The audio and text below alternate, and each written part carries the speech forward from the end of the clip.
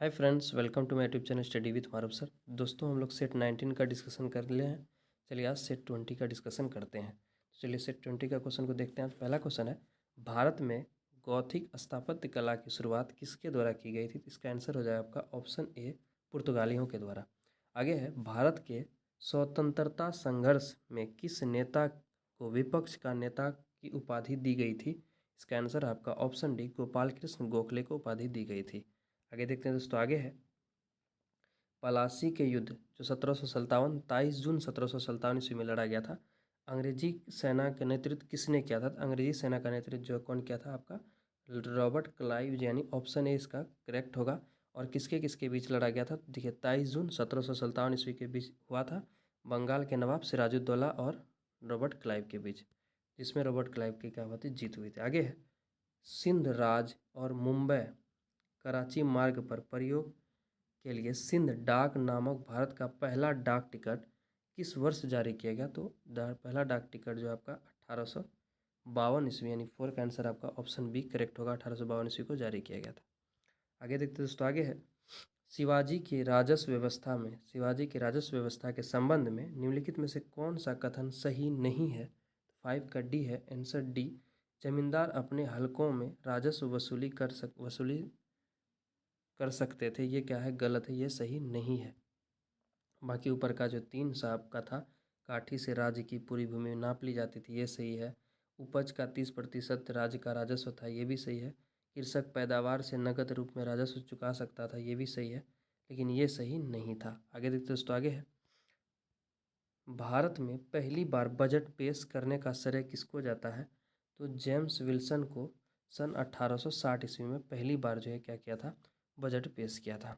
आगे दोस्तों। आगे है, भारत और अफगानिस्तान के मध्य सीमा रेखा दुरंड रेखा का निर्धारण किसके समय हुआ था? तो ये जो है आपका लॉर्ड लैंसडाउन के समय इसका निर्धारण हुआ था, 1896 ईस्वी में। आगे देखते हैं 1896।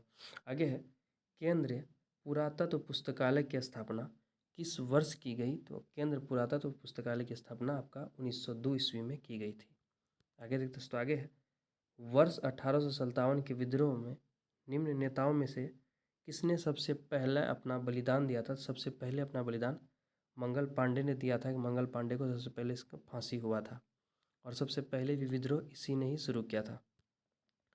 दोस्तों, अगर आप चैनल पर नए हैं तो एक बार चैनल को जरूर सब्सक्राइब कर लें। यहाँ पर डेली आपको सेट प्रैक्टिस कराया जाता है दरोगा के लिए, जो आगामी एग्ज़ाम दरोगा का होने वाला है, या आप इसका तैयारी कर रहे हो 69 बीपीएससी, किसी भी एग्ज़ाम का आप तैयारी कर रहे हो जहाँ भी जीके जीएस पूछा जाता है, उन सभी एग्जामों के लिए क्या है? इंपॉर्टेंट होने वाला है। चलिए नेक्स्ट क्वेश्चन की ओर बढ़ते हैं। फिर नेक्स्ट क्वेश्चन है, बौद्ध स्थापत्य में चैत्य और विहार में क्या अंतर है?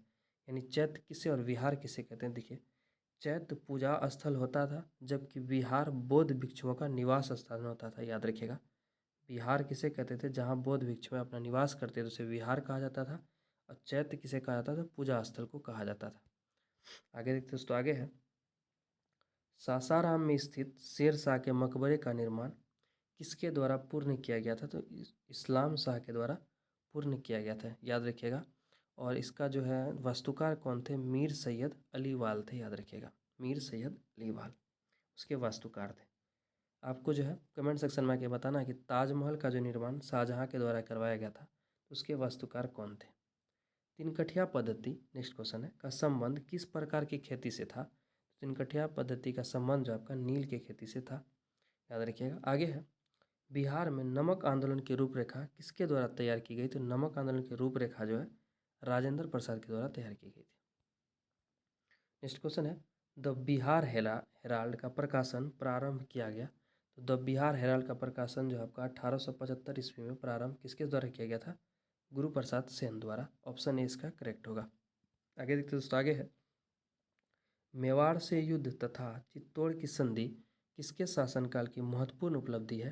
तो ये आपका जहांगीर के शासन की महत्वपूर्ण उपलब्धि है। तो ऑप्शन सी 15 का क्या हो जाएगा? करेक्ट हो जाएगा। नेक्स्ट क्वेश्चन पढ़ते हैं। फिर नेक्स्ट क्वेश्चन है, चंदेरी का युद्ध निम्नलिखित में से किसके मध्य लड़ा गया था? चंदेरी के मध्य युद्ध जो है आपका राजपूतों से और लड़ा गया था, लेकिन इसका जो है था कौन? यानी बाबर और राजपूतों के बीच हुआ था, लेकिन उसका लड़ कौन रहा था? नेतृत्व कौन कर रहा था उधर राजपूत की तरफ से? तो 16 का आंसर हो जाएगा आपका ऑप्शन बी, बाबर और मेदिनी राय के बीच लड़ा गया था। आगे देखते हैं दोस्तों, आगे है सिखों के धर्म ग्रंथ आदि ग्रंथ में किस सूफी संत के विचारों को संकलित किया गया। देखिए, सिखों का एक धर्म ग्रंथ है जिसका नाम आदि ग्रंथ है, उसमें किस सूफी संत के विचारों को संकलित किया गया है।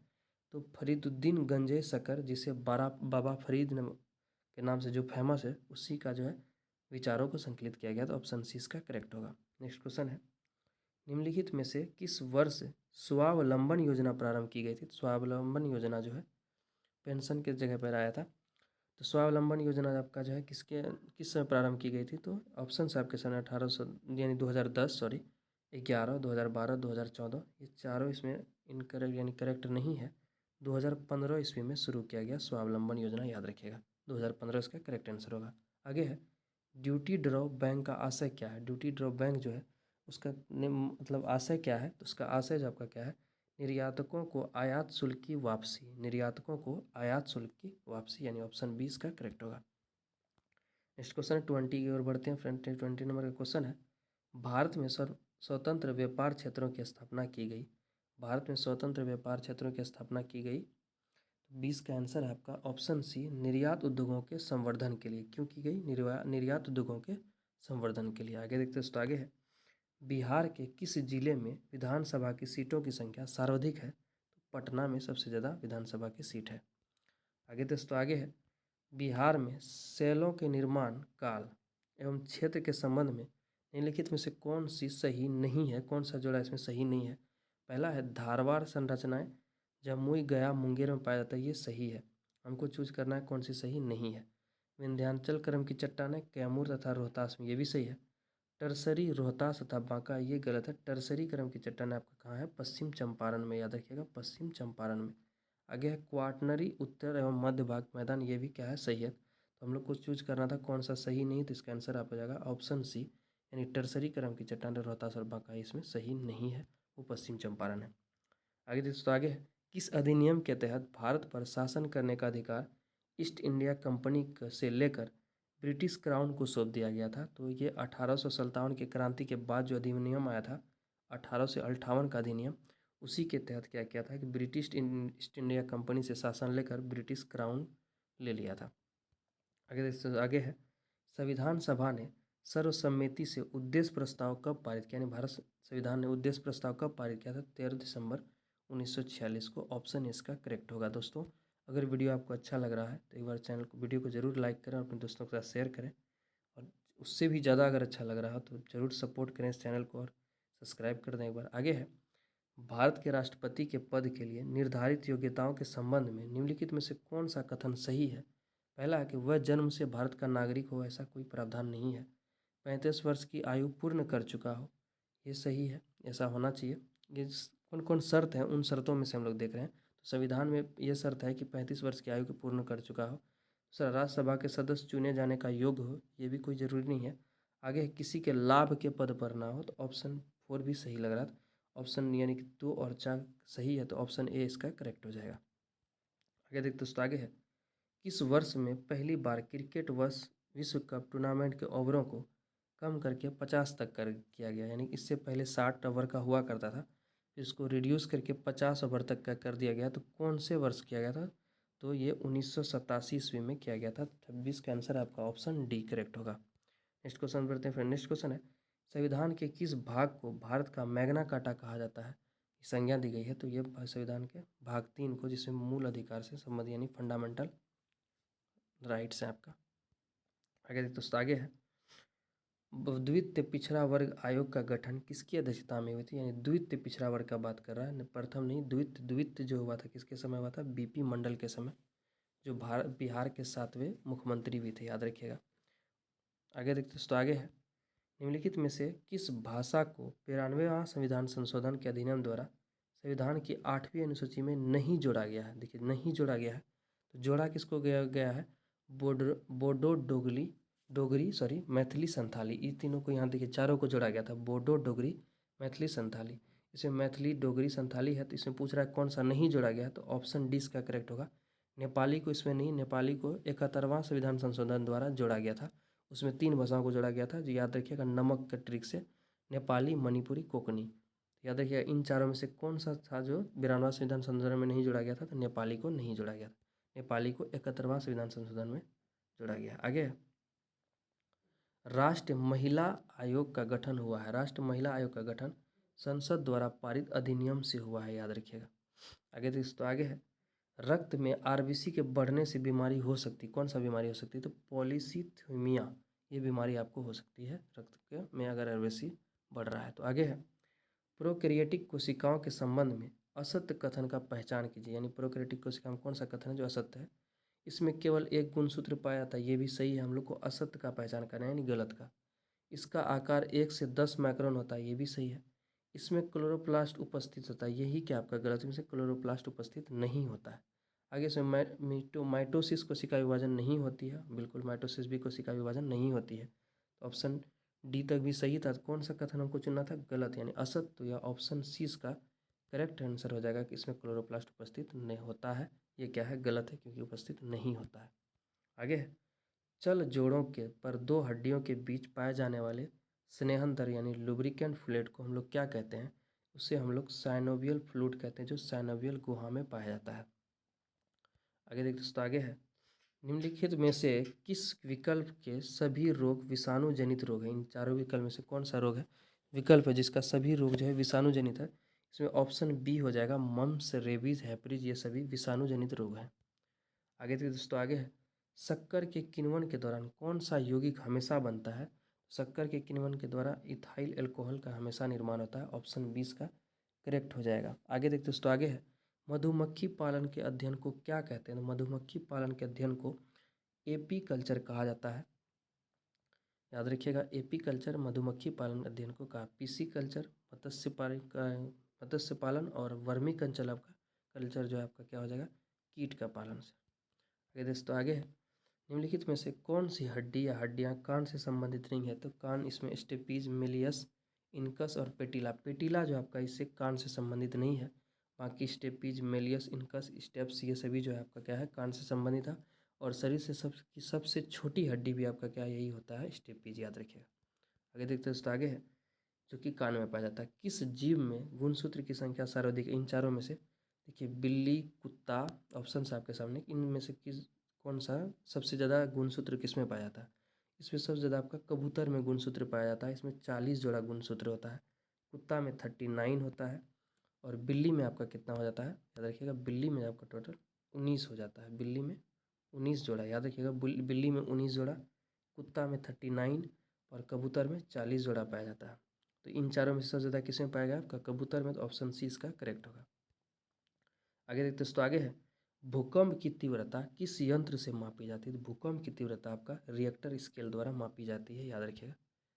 शरीर में एचआईवी वायरस किस सिस्टम को असर करता है? तो शरीर में अगर एचआईवी वायरस है तो किस सिस्टम को असर करता है? तो वो प्रतिरक्षा को प्रणाली जो है प्रतिरक्षा वाला यानी कि इम्यून सिस्टम को प्रभावित करता है। तो 14 का आंसर ऑप्शन बी हो जाएगा।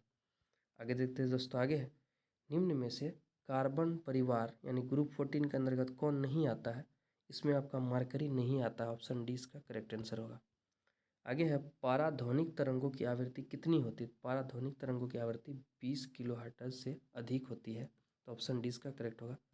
आगे देखते दोस्तों आगे है, निम्नलिखित में से किसे द्रव का सोना का यानी किसे द्रव सोना कहा जाता है? किसे द्रव सोना कहा जाता है? तो पेट्रोलियम को द्रव सोना कहा जाता है। आगे है, क्वांटम संख्या कितने प्रकार की होती है? तो क्वांटम संख्या 4 प्रकार की होती है। एल्कीन में कौन सा बंधन होता है? एल्कीन में आपका जो है द्वितीय बंधन होता है, यानी द्वितीय बंधन। 15 का ऑप्शन बी यानी डबल बॉन्ड पाया जाता है। 45 का ऑप्शन क्या हो जाएगा? बी करेक्ट होगा। देखिए, एल्केन, एल्किन, एल्काइन होता है। तो एल्केन जो होता है,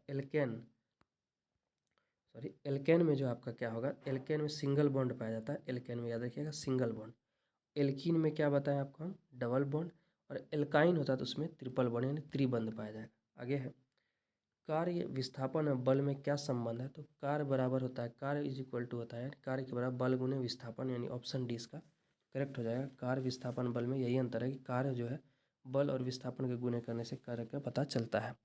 आगे देखते दोस्तों आगे है, बैगनी रंग के तरंग दैर्घ्य के संबंध में सही है कौन सा तरंग? यह दिया है, इसका तरंग दैर्घ्य सभी रंगों से कम होता है। यही ऑप्शन 47 का ऑप्शन ए करेक्ट हो जाएगा। यही सब इसका तरंग दैर्घ्य सबसे कम होता है।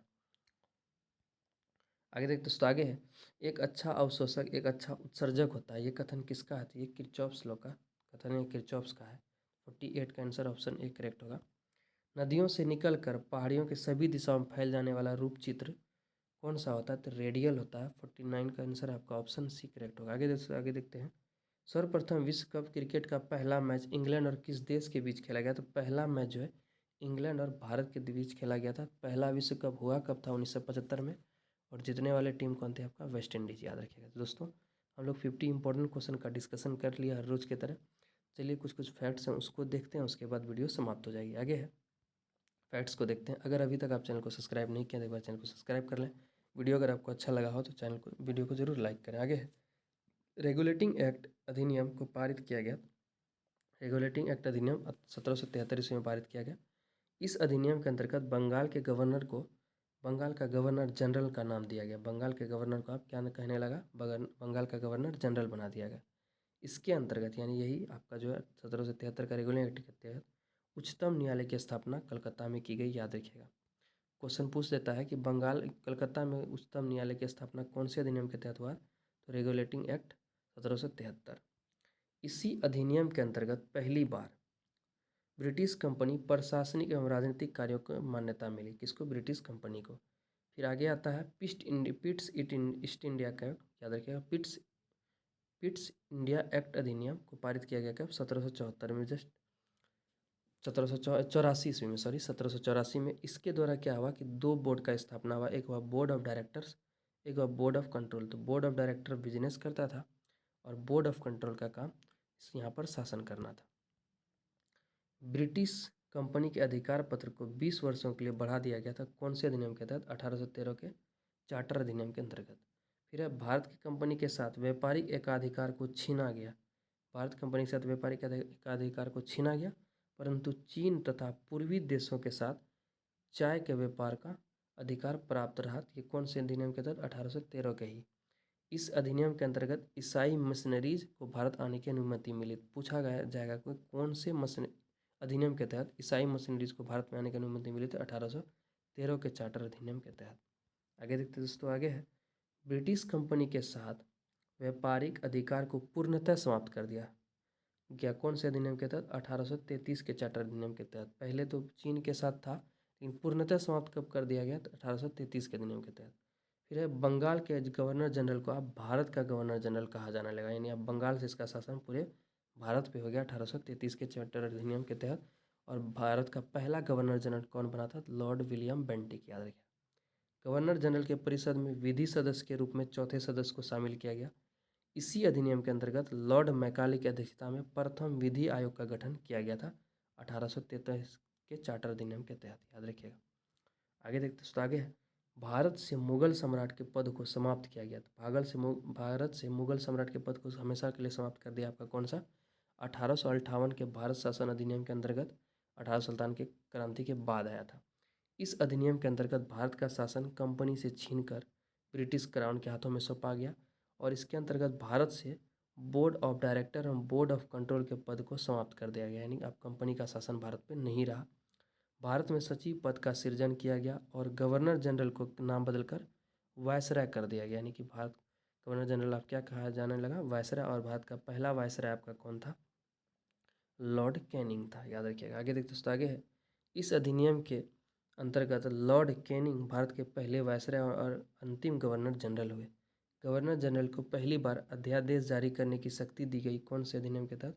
1861 के भारत परिषद अधिनियम के अंतर्गत पहली बार अध्यादेश जारी करने का जो शक्ति दिया गया। है ईस्ट इंडिया कंपनी को औपचारिक रूप से भंग किया गया कब? 1 जनवरी 1874 ईस्वी को। दोस्तों हम लोग 50 इंपॉर्टेंट क्वेश्चन को देखते हुए फैक्ट्स को भी देख लिए।